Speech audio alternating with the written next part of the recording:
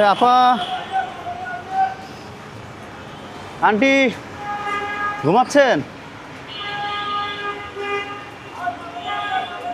Aunty খাবার খাইছেন? খাবার খাইছেন? খান নাই?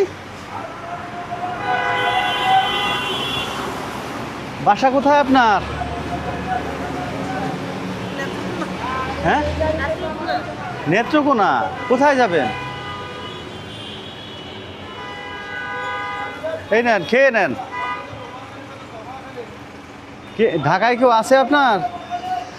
তাহলে কতদিন থাকেন এখানে? সব সময় থাকেন? আগে থাকতেন কোথায়? এখানেই থাকেন? আচ্ছা ঠিক আছে, তাহলে খাবারটা খেয়ে নেন। ওকে। আপনার নাম কি? শিলা। ঠিক আছে।